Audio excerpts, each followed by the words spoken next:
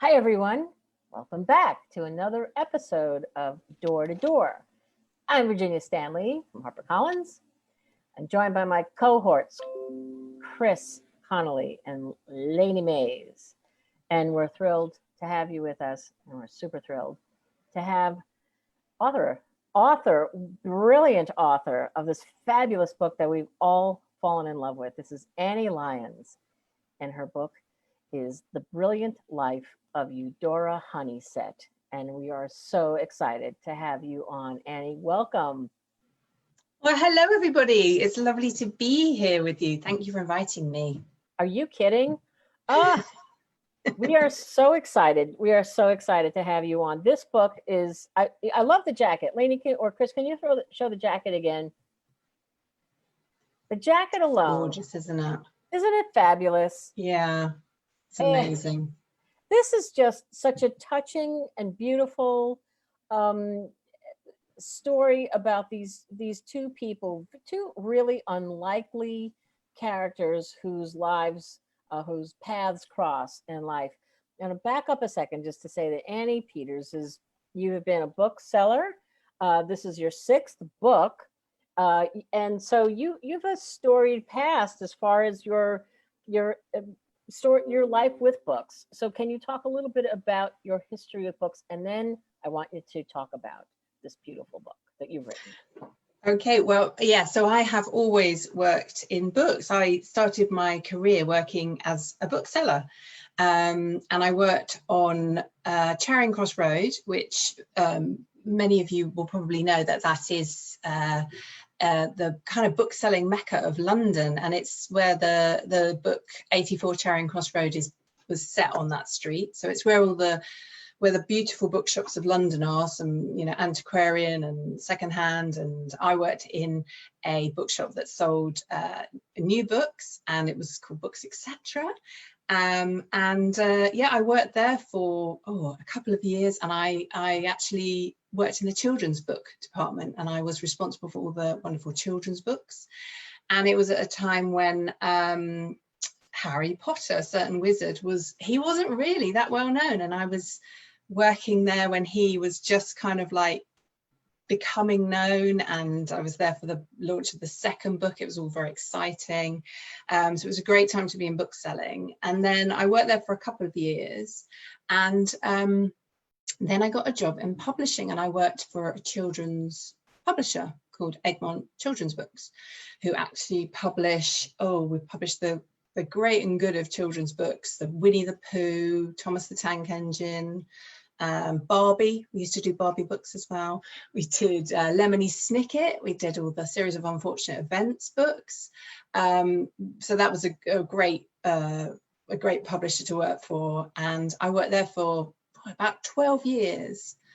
And then it was when my children were born, and I was at home, at home with my kids, and I did a creative writing course because I wanted to I love my kids more than life itself, it has to be said, but I wanted to re-engage my brain a little bit in terms of doing something for myself. And so I did a creative writing course at an adult education centre near to me in southeast London, and I just absolutely loved writing, and I really got the bug very, very quickly, and started to work on a novel, which after a long time, after a few years finishing this novel, it became my first book, which was Not Quite Perfect, which came out in 2013. So that's that's a potted history of my life in books. But yeah, so I've come full circle with it now, and now I actually also teach creative writing as well. So because I loved it so much and I got so much out of it, I wanted to share that with other people as well. So I get all the best bits. I get to write, I get to teach, I get to spend all my time talking about books to lovely people like you. It's great, yeah. That's I'd take a class with you, because your books, this is your 6th, and it is, I think this book is really, really magical and really, really special, and really, I don't know, it's very authentic. These voices are so real, and it just tapped into, it just checks all the boxes for me, for all of us. So without giving away too much, which I find tricky because this is a book that you don't really, half the fun is finding out what happens. Can you please tell everybody about The Brilliant Life of EUDORA, HONEYSETT? Okay, I will do my best, Virginia. Okay, so the Brilliant Life of EUDORA, HONEYSETT is the story of an 85-year-old woman, EUDORA, and she is basically, she's done with life. She's reached the stage where she's just had enough of what she calls this noisy, moronic world, and she's not depressed in any way, but she is done with life, and she wants to be able to end her life on her own terms. So she takes this decision on her 85th birthday to apply to a clinic in Switzerland to do just that. And so she's taken this decision and she's starting to put her affairs in order, and she's sort of putting her ducks in a row, as it were. And then a family move in next door to her, and the little girl from the family is called Rose. And Rose is 10 years old and she is in need of a new best friend. And she decides that EUDORA would make an excellent new best friend.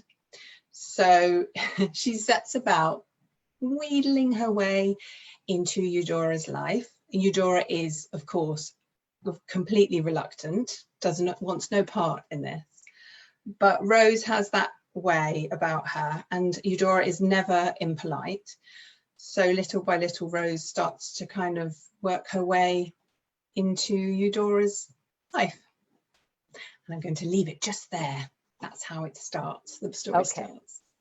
So I now on the you know the basics of that story is enough to just take the reader in and see what happens, and you could probably figure what's going to happen. You have this curmudgeonly older woman, and then you've got this very rambunctious kid who's really, I love this child. She's so fun. I mean, she wears the craziest get-ups, and she has zero edit button, though you find out later on, without giving too much away, that she has been bullied, you know, and so there's a reason why this, I mean, they're new to this neighborhood, but there's a reason why this kid is attaching herself to someone older, that she's sort of friendless in a way. But she sings, she just dances to her own tune, you know. She's Rose is a trip. I love Rose. But there's also this other part that I find that I don't think we're giving anything away, and I think that this is just another layer that is so appealing, is that Rose sort of she triggers things for EUDORA. You know, she sort of jumpstarts these memories that EUDORA has and brings her back. And EUDORA, as you go through the book, you sort of see some similarities, parallels in their lives. But can you talk a little bit about that, about when what Rose brings out in her? Yeah, it's interesting. I'm glad you like Rose, actually, and I'm glad you think she's rambunctious. I do love that word, Virginia. It's such a good word for her. Yes, so the story then goes back in time. So we see EUDORA as a child, and we see her growing up during the Second World War, and we see her when she was very happy as a child and when her father was at home. And I mean, it's not giving too much away, but her father dies during the war, and that's something that EUDORA carries with her. But I think what Rose does is, it's why I love the cover of this book so much, because that's the essence of EUDORA and Rose and what Rose brings to EUDORA.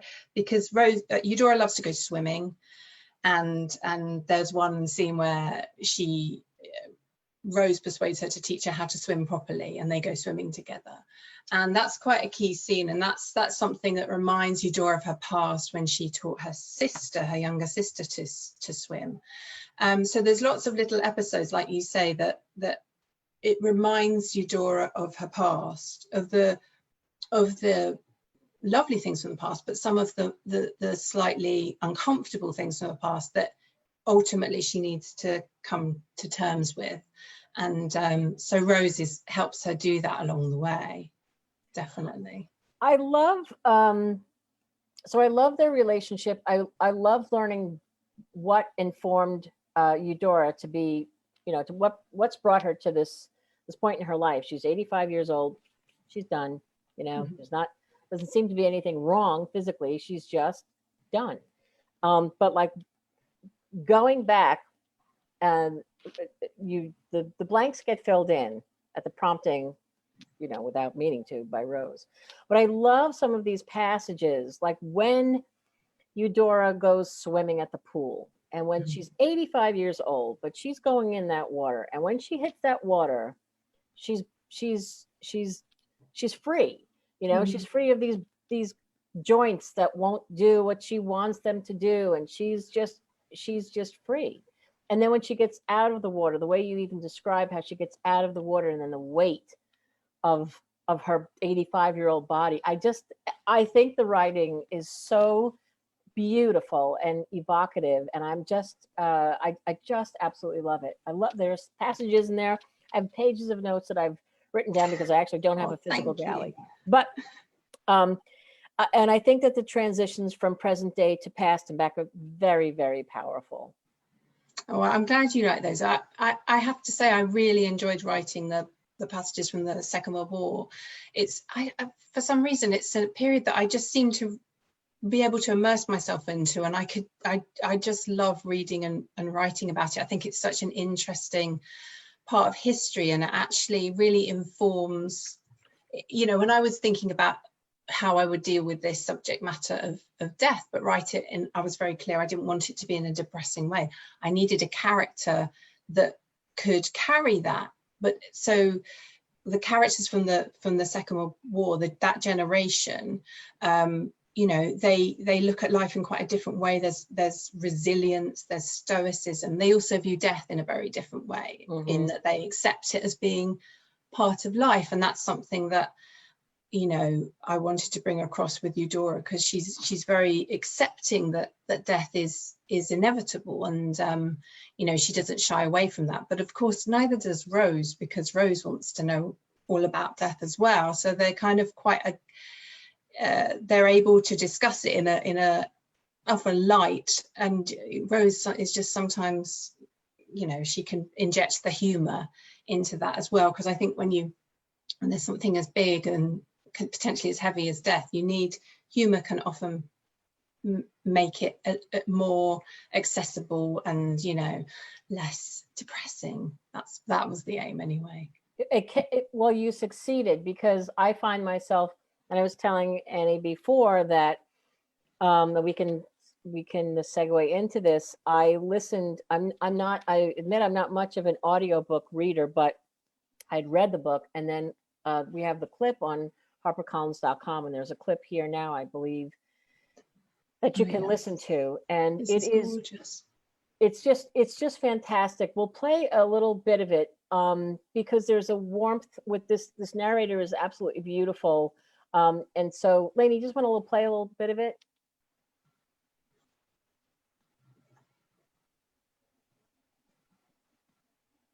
One second, sorry. That's okay. Froze on me. I don't know. For a HONEYSETT, here's the flip clunk of the... That's okay. Okay. The letterbox on this particular Tuesday morning. Her heart skips before she pulls it back down to earth like a rapidly descending hot air balloon. It will be junk mail as usual, unsolicited junk. As she struggles to a standing position, retrieves her stick and anchors herself to gravity, EUDORA marvels, not for the first time, at humanity's ability to fill the world with unwanted junk.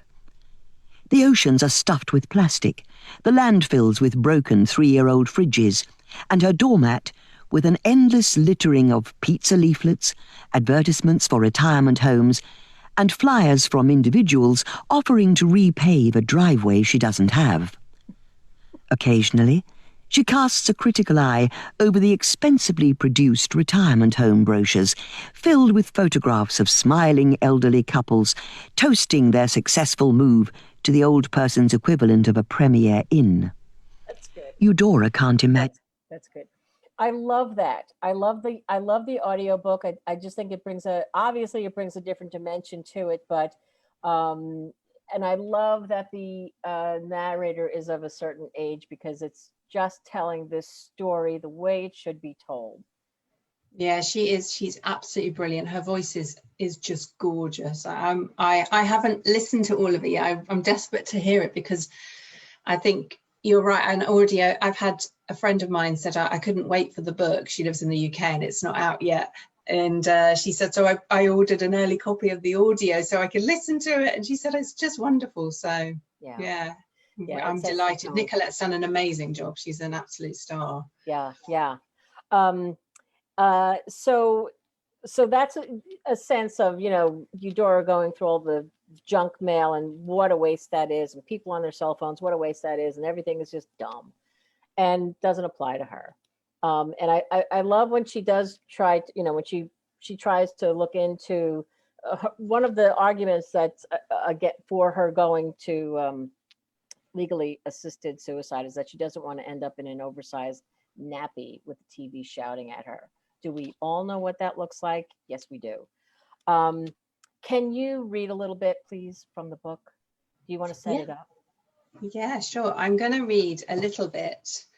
This is from when Rose and EUDORA first meet. Okay. And they've just moved in next door, and they've come. She and her mother Maggie have come round to introduce themselves. This is the first meeting of Rose and EUDORA. Why have you got this chain on your door? Is it broken? Asked the little girl. It's to keep out unwanted intruders, replies EUDORA with meaning. We're not intruders, so you can open it properly if you like. EUDORA does not like, but she is never rude. She unhooks the chain. That's better, says the little girl. I'm Rose Trewhitney, by the way. EUDORA regards Rose Trewhitney for a moment. She is dressed in a cherry red t-shirt, calamitously teamed with a purple rah-rah skirt. And I'm Maggie, adds her mother. We've moved up from Cornwall today. It's been quite a journey, but we've made it. It seems like a lovely neighbourhood, rather fewer beaches than Cornwall, of course. Maggie laughs, although EUDORA has no idea why. She remains silent as this woman fills the air with words. She is aware of the little girl gazing up at her. Eventually, Maggie runs out of words. So anyway, we just wanted to say hi. Will that removals lorry be there long? Demands EUDORA, nodding in its direction. Maggie glances over her shoulder. Oh, hopefully not. Is it in your way? It is parked over the space in front of my house. Right, well, I'm very sorry about that. What's your cat called? Asks Rose, ignoring the tension building above her head. Montgomery, says EUDORA irritably. Oh, Montgomery, says Rose, kneeling down, making kissing noises to entice him. He's not very friendly, warns EUDORA. The cat makes a beeline for Rose, and to EUDORA's amazement, not only allows her to stroke him, but starts to purr when she makes the potentially life-threatening move to pick him up. Oh, you're a lovely boy, aren't you? We used to have a cat, but he got run over. EUDORA stares as Rose hugs the cat tightly, while firing a series of questions at her. She finds herself with no choice but to answer. What's your name? EUDORA. And how old are you? 85. I'm 10. Do you live alone? Yes.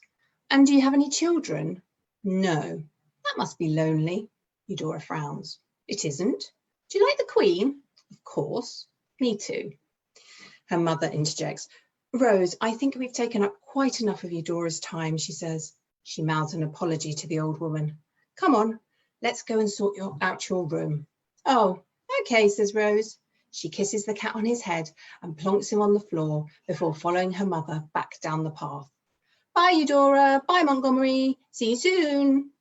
EUDORA closes her front door and stands there for a moment, wondering what on earth has just happened. A sound emits from her mouth, a strange foreign sound, quiet and wholly unexpected. The cat stares up at her in amazement as he hears his owner chuckle for the first time in his living memory before he skulks away in search of food.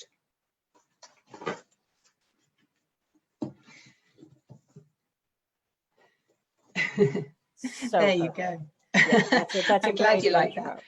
I was hoping the real Montgomery might appear, my cat Buddy might appear, and but he's, you know, cats aren't very cooperative like that, so unfortunately. Right. No, they don't answer to commands. No. Before we get to some questions from librarians, Chris Laney, do you have anything that you want to talk to Annie about? We didn't plan. We're just in love. We're kind of just in love. Oh, it's kind of lovely. I'm in It's a the big love-in for all of us. Yeah. Your Oh, and reading by the was way, incredible. That was really impressive. Like you have an audiobook narration in your future, I think. Oh, Yeah. Really God. something. Yeah. Chris.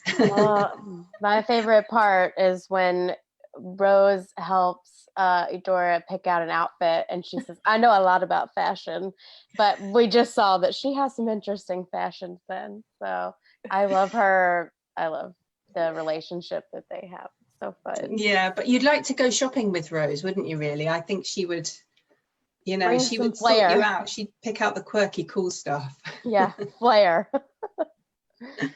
so your book went on sale September 8th. It goes on sale this in the UK on this Thursday, day after tomorrow.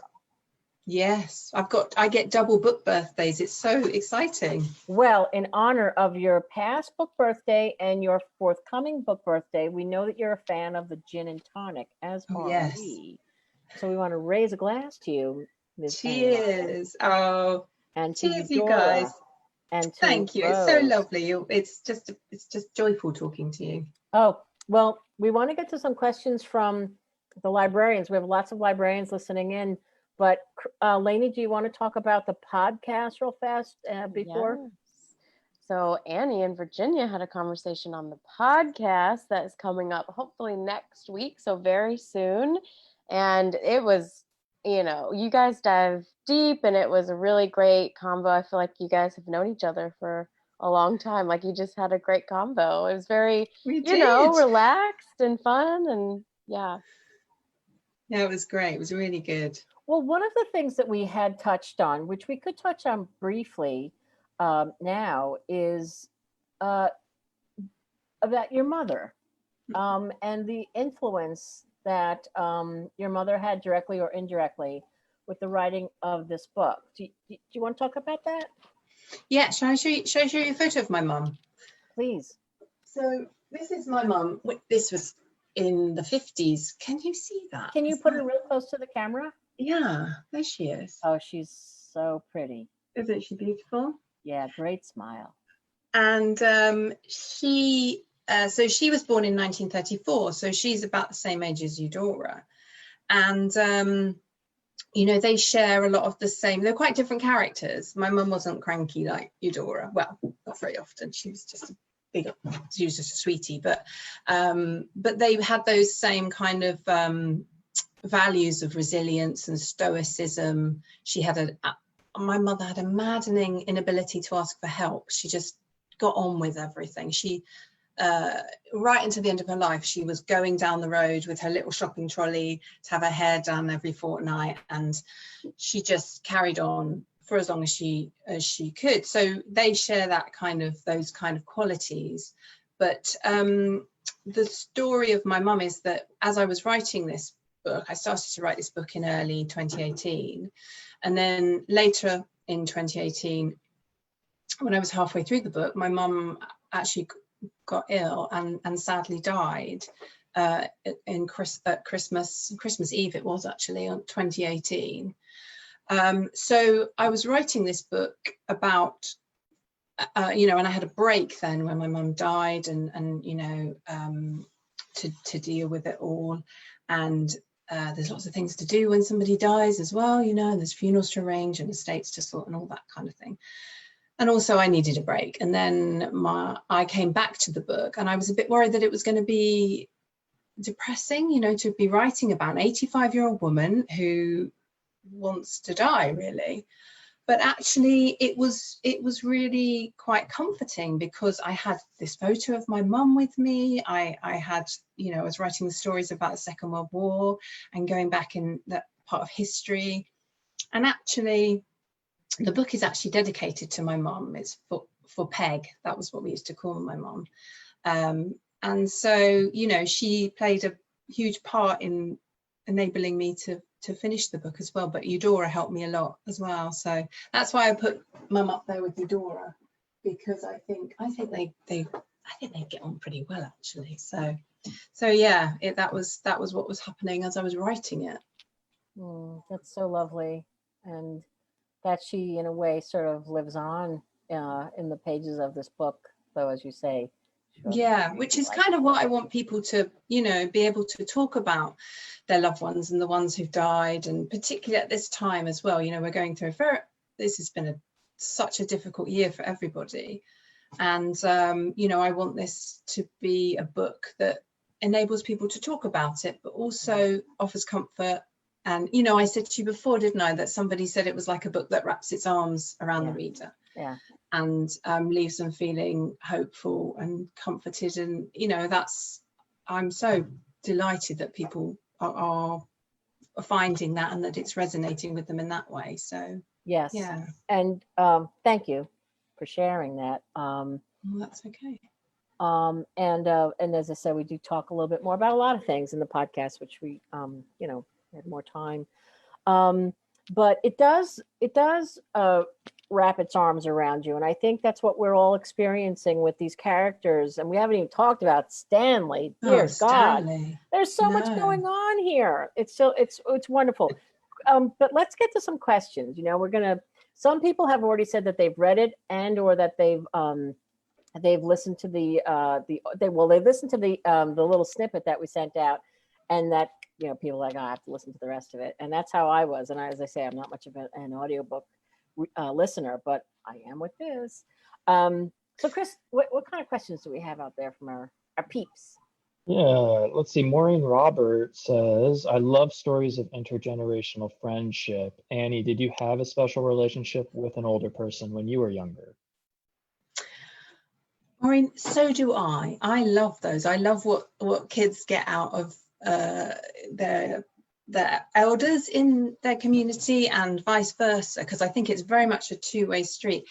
I did have a lovely relationship with my granddad, actually. He is someone who was my mother's father, and he was for me, he's just up there as such a kind and generous and loving man. And that's the kind of, you know, that's what I love about those relationships. And sadly he died when I was 6, so I didn't have him in my life for very long, but he was, you know, he's just always there. So yeah, I love those stories as well. And of course I've seen the relationships that my own children have had with my parents, with my mum. So that's kind of reflected in there. But yeah, I absolutely agree with you. Those intergenerational relationships are lovely. There's lots that you can bring out from those as well. Yeah. There's a question from Barbara Jenko, who wants to know if this would be good for book clubs. Yes, with a capital Y-E-S. And also, thank you for reminding me, Barbara Jenko, even though I don't think you did that on purpose. There's a reading group guide that is available on HarperCollins.com. So go to hc.com, type in this title, and you'll find, you can read a sample, you can hear a sample, and you can get the reading group guide questions, which we were just saying before are really, really good. I mean, they make you dig. They're really good. They made me think. I think they're excellent questions. I went through them the other day and I really enjoyed trying to answer them. It really made me think about my own book. I like that. But the book group thing, yeah, definitely. And, you know, I'm up for getting involved with book groups as well. You know, it's great. I love the way people are embracing EUDORA's story. So I'm here. So Annie, even though there's a bit of a time difference, you're up for doing some book club chats with people, and all they got to do is they can get in touch with us and we'll get in touch with you, or however we want to do it. But right? Yeah, absolutely. Eliza at HarperCollins said she would coordinate that for me. So okay. Yeah. So anybody out there, send it. Yeah, I'll do my best. You know, if there's, you know, it'd be lovely if there was interest in doing that. And the time difference is weird, but you know, we can do weekends and you know, I can stay up. Depends on the time difference. There's enough. Gotta be 5 o'clock somewhere. Enough gin. Hey-o. Absolutely. It's always 5 o'clock somewhere. Annie, hey, Lainey, Chris, more questions? Yeah, Rose Morrison said, and you've already touched on this, but said, is there someone in your life that inspired the characters, Eudora, Rose, or Stanley specifically? Yeah, so Eudora, well, you know, I've got to nod towards my mum, but she's a different version of my mum, definitely. Rose and they're not listening, are they, my kids? No.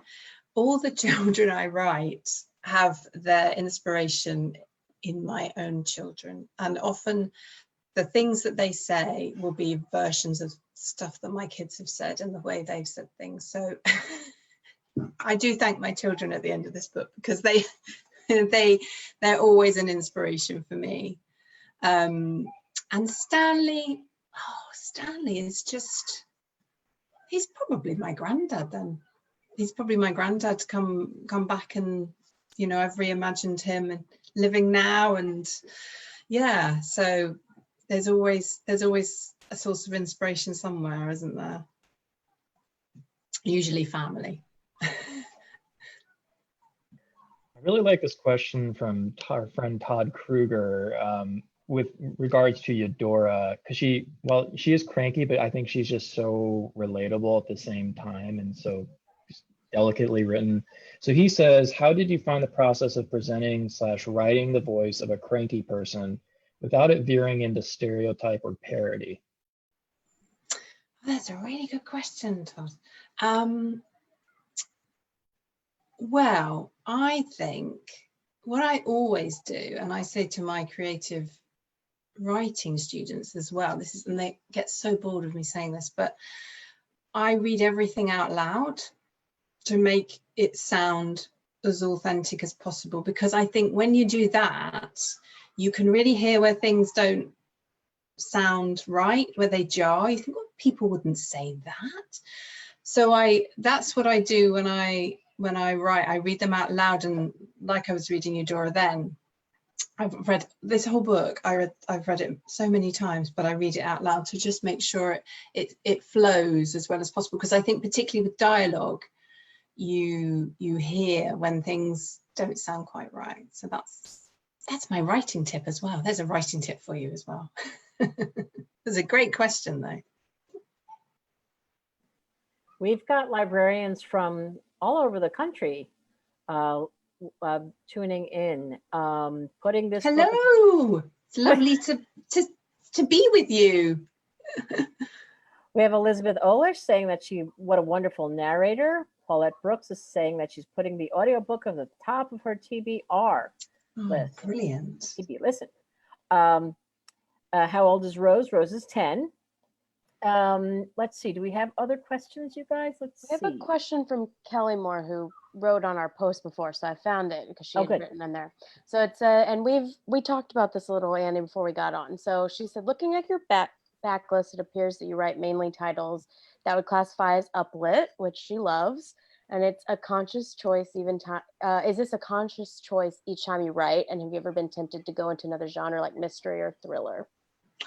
Ooh, that's a good question. If you ever say that to a publisher or an agent, they say, no, stick to the genre. We know what we're doing with you.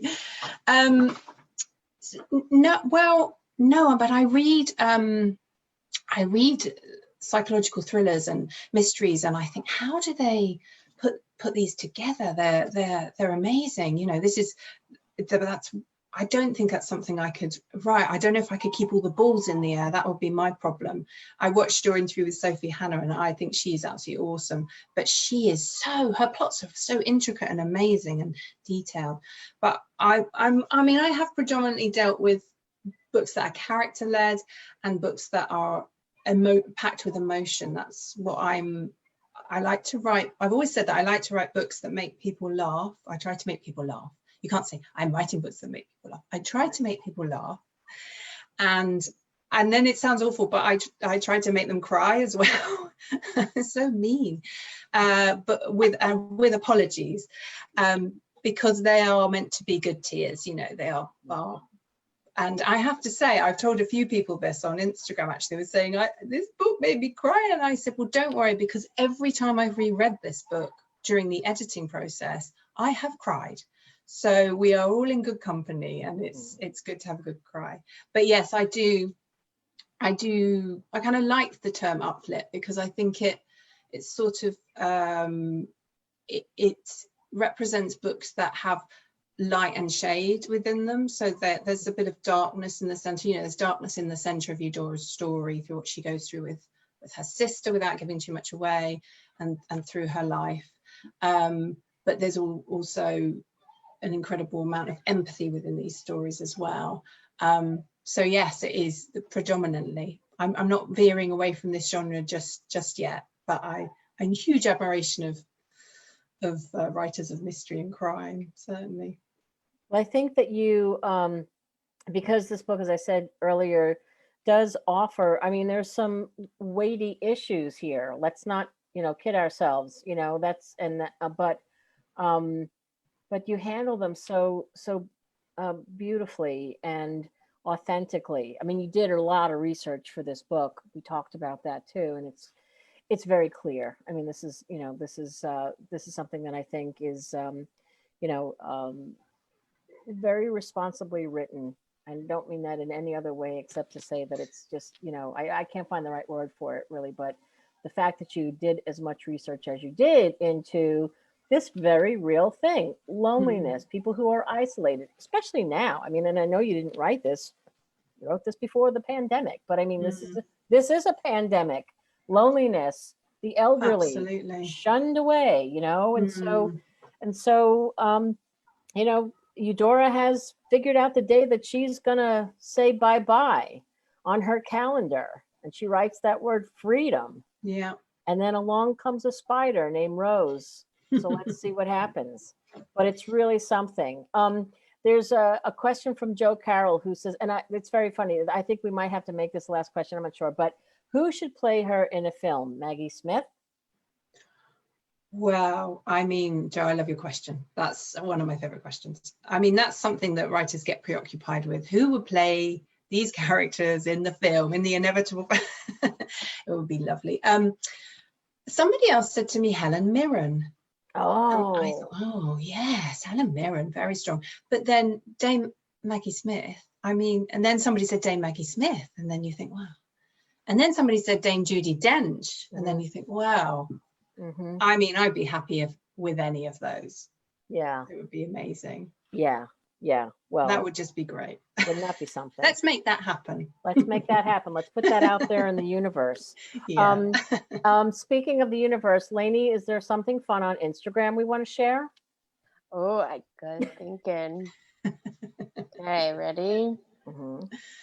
So Annie did a really cool thing with her box of books, of final books that she got. So take a look. This is what happens when you get left at home with the iPad and the time-lapse function. I love that. EUDORA, so wonderful. She is a person to celebrate, as is Rose and Stanley and you and this book. And we really can't thank you enough for writing it and bringing these people into our lives. And we celebrate you. Congratulations on this wonderful book. Thank you. Thank you, Virginia. Thanks, Chris. Thank you, Lainey. It's lovely talking to you. And it's thank you to all the librarians and the readers and the booksellers who are reading EUDORA and enjoying it and sharing their love. I really, really appreciate it. It's great. I'm so happy that the story is resonating with so many people. So cheers, cheers to all of you. Cheers to you. Happy book birthday in 2 days. Thank you. And so everyone who's watching, we're going to say goodbye to Annie, but as we said, the links are there. Get to hc.com and you can check out the reading group guide, great for book clubs. If you want to have Annie come to talk to your book clubs, let us know. It's The Brilliant Life of EUDORA HONEYSETT, just went on sale. You'll never forget them once you read these characters in this beautiful book. So We'll talk to you again soon, Annie. Thank you so much. And librarians, if you want to stay on, we're going to do a quick lightning round of some books that we want to remind you of. So Annie, take care. And thank you again. Thank you. Thank you, everybody. Bye. Thanks, Bye-bye. Danny. Bye. And everyone look out for that podcast episode because it's so good. I can't wait to share it. Virginia, great. It was a great conversation. Yeah, we had a good time. We had a really good time. She's So we have, lovely. are people on still? Are people watching?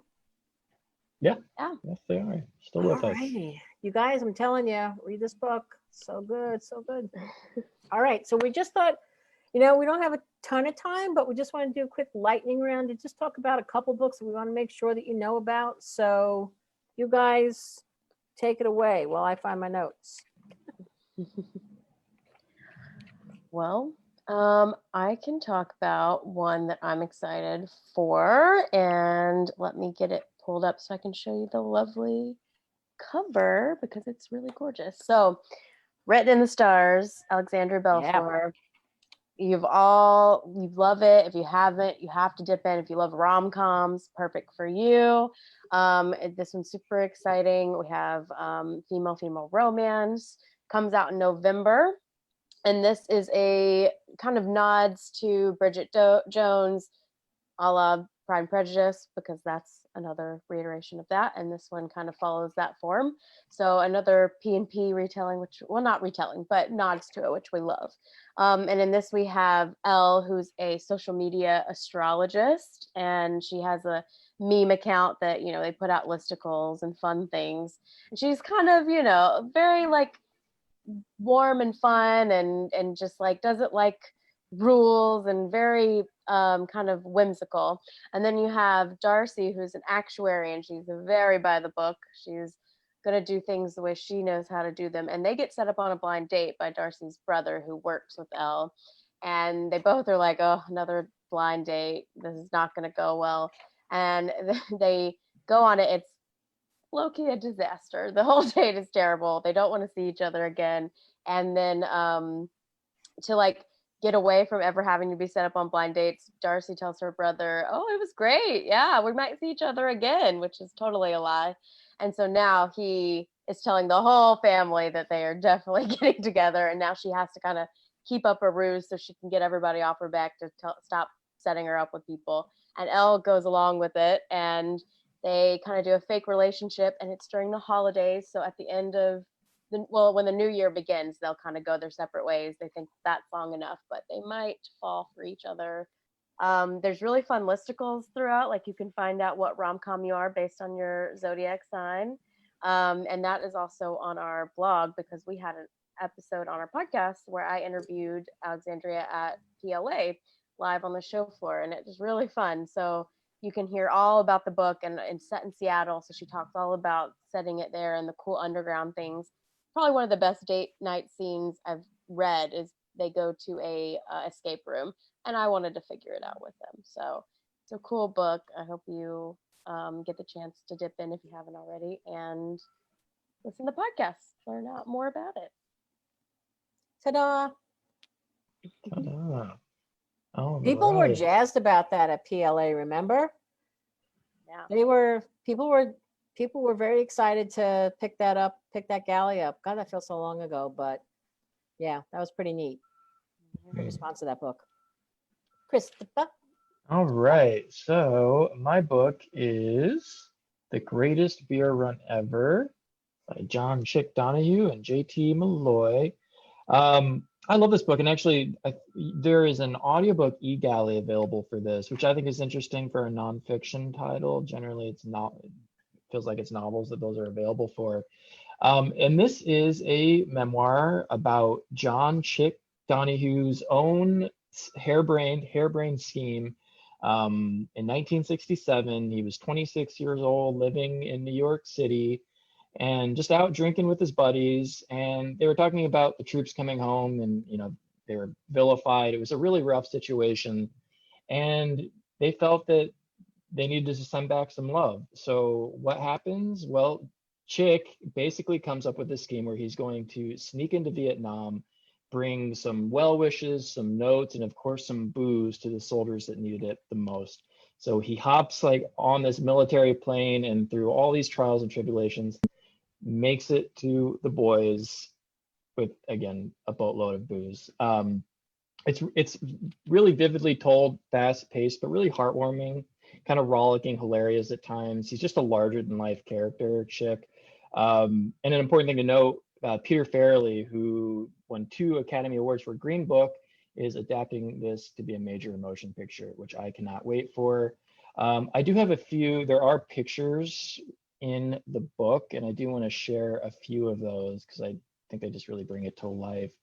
So I'll share my screen. Here we go. A few powerful images. There's the man himself. Yeah, I mean, I love the characters in this book. They really pop from the page. And again, Chick is a character for sure, and a really interesting guy. So that's on sale November. So you still have time to vote for it for library reads. A couple weeks now. Votes due October 1st. Say same for Written in the Stars. It also has an audio e-galley, so I'm glad you said that. Yes. All right. So that's available on Edelweiss and that galley. You can get the audiobook e-galley for both those titles. Beauty. And Maxine Blyway says she's reading Sue Miller's Monogamy right now. And now she says, oh my God. I'm like, yeah, love. I want to make people aware of this book by Joe Scarborough called Saving Freedom. So Joe Scarborough, MSNBC host of Morning Joe.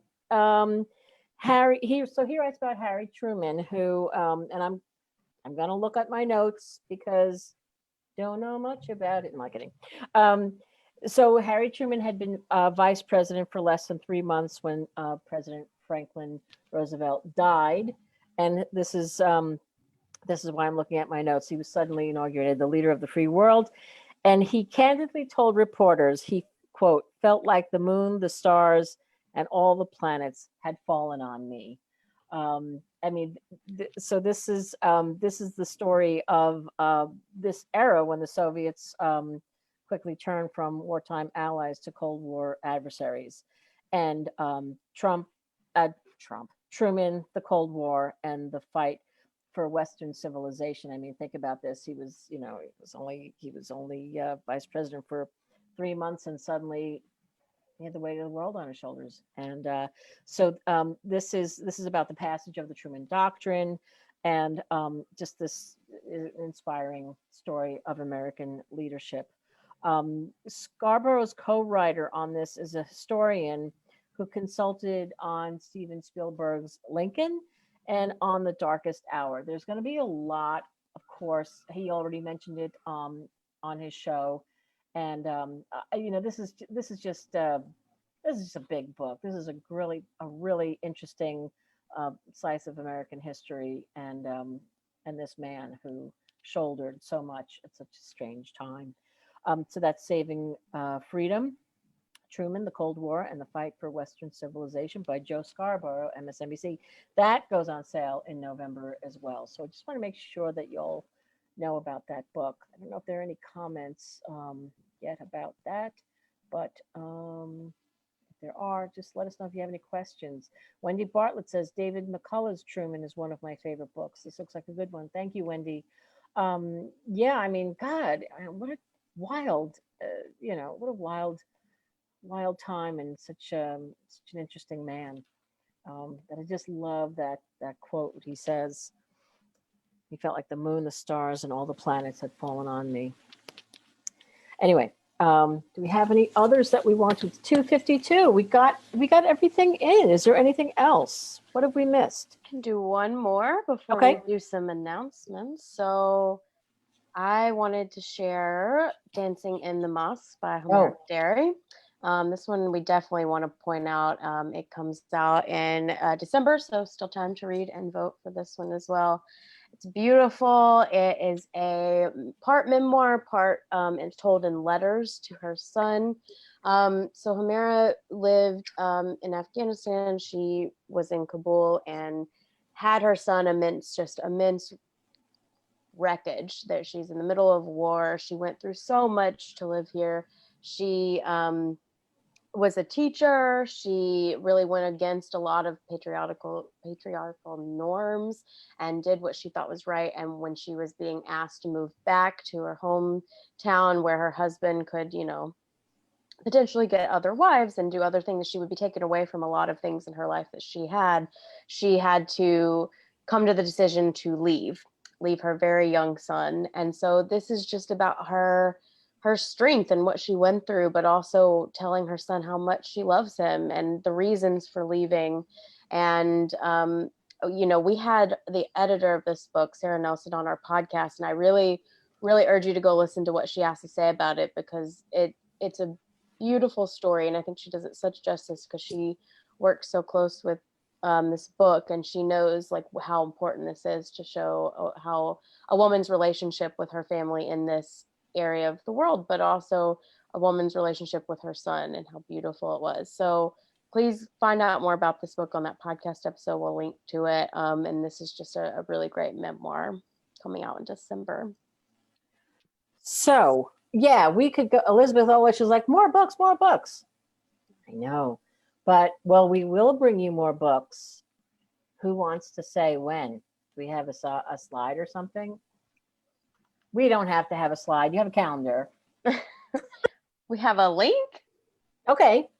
So what is it? October 8th. Yes? Yes. Yes, it is. October I'll share 8th. some. The Library Love Fest team will present its next world famous book buzz in 22 days, 19 hours, and 35 minutes. So we admit that we went a little over. We said we were going to do 90 minutes, and I think we did 2.5 hours. Just a little. Sorry, but we're not going to do that this time. Maybe. No, we're going to stick to it. We just, you know what? We didn't know what was going on. And so we thought we'd just keep on talking. If people want to stick around, they can. And if they can't, they'll go home. Well, they are home. Just log off. So anyway, October 8th, you guys, are you putting a thingy there? Okay. So you can register. We'll be mailing it out too. We'll be putting it on Facebook. So don't worry if you don't get it now. But October 8th at 10:30 to noon, we're going to talk about our winter spring list, more heavily on spring so that we can get back into the old collection development, cast the net out wide, and tell you about the stuff that we're loving that's coming out in March and April. Russell Banks coming out, Willie Lawton coming out, fabulous book called The 100 Years of Lunny and Margot, which we love. So there's so much really great stuff to talk about that makes our jobs so wonderful. So that's going to happen. And Day of Dialogue, if you're all registered, great. If you're not, please do. That's going to be September something. 25th. Okay. 25th.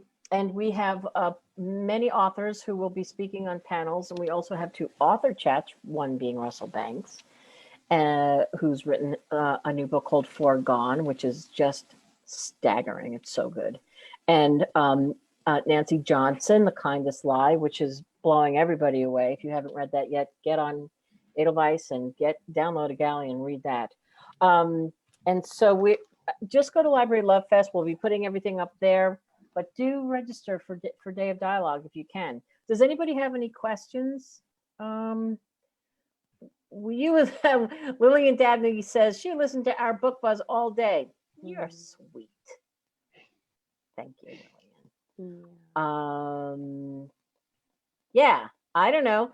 I think we it's 3 o'clock. So we really are so grateful to you all for taking the time to listen to our wonderful author Annie Lyons talking about the brilliant life of EUDORA HONEYSETT, the brilliant writer Annie Lyons. What a great book. And if you asked us a question, we're going to send you a book. What? And if you really just want a book, just tell us and we'll send you one. Anything else, you guys? I have 2 small announcements. One, Library Reads podcast went up today, and you can hear from all of the exciting authors who won this month. And they submitted audio clips. We have 4.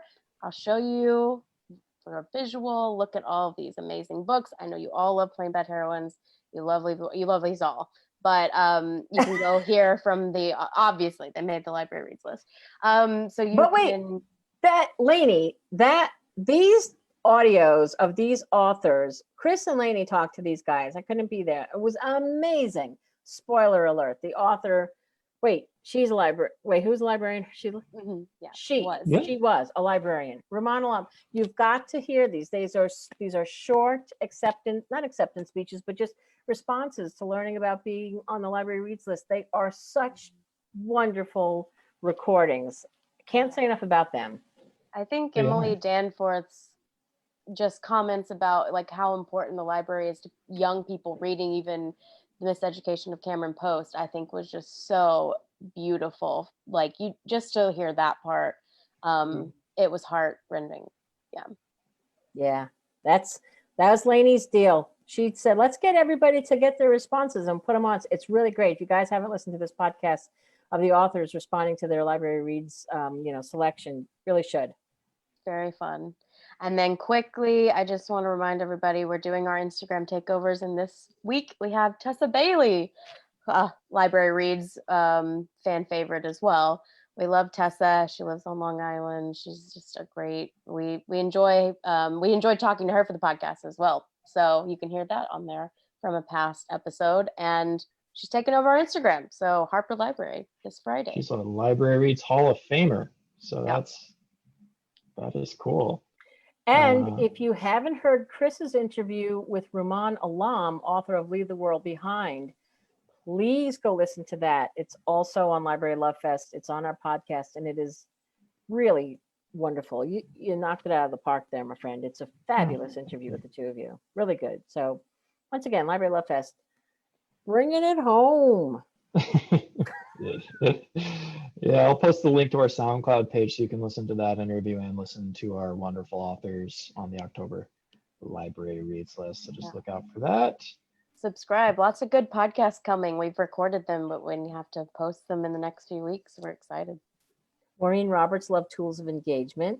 Lillian says the podcast sounds amazing. Lillian Dabney. Kelly Moore says, do you have the link for that podcast convenient? Yes, it is in the comments. It is in the comments, Kelly. Do you see that? But SoundCloud, if you just go to the website, Library Love Fest will come right up for you. And someone did ask Nancy Johnson, her book is The Kindest Lie. The Kindest Lie. A ton of buzz. So we'll post the link to it on NetGalley and Edelweiss. But definitely come to our booth and chat with her on the 25th from 2:20 to 2:40 p.m. Eastern Standard Time. And if you go to Edelweiss, if you type in The Kindest Lie on Edelweiss, there's a behind the book piece about that book, which is really wonderful, why she wrote this book. And Ron Block from Cuyahoga Library, many of you know him, gave a wonderful quote. I mean, the raves are coming in for this book. It's important, and you're going to be hearing a lot more about that book. And that author's so excited that she's going to be in our chatting in our booth at Dave Dialogue. Polly Ken says, spoiler alert, was forking amazing. Just the best. Read it. I love it. Lillian Dabney, you're so sweet. What was the Nancy Johnson book? Okay. Yeah. Anything else? I think we're good. I think that's it. So email us, any one of the three of us, if you need anything whatsoever. We will make sure that you guys get copies of The Brilliant Life of EUDORA HONEYSETT, and I hope you enjoy it as much as we did. And I think that's it. Yeah. Oh, wait, one more thing. If you guys didn't get a chance to watch last Tuesday's Library Love Fest Facebook Live with Nancy Pearl, you should go watch it because it's really fun. And we surprised her with some of the authors that appear in her book, The Writer's Library. So if you have a moment, go back and watch that because it's pretty cool. And we're on YouTube as well. So. You know, I had to watch it separately because I had a webinar, so I wasn't able to join. And I was like you guys, I joined in, and everybody, Nancy and Jeff were so tickled that everybody was there. And it just was such a fun event. Like, it was fun watching it back. I hate that I missed it, but Yeah, go Yeah. check it out, guys. that was fun. That was really fun. Okay, well, goodbye, everyone. We'll see you again soon. Bye, everyone.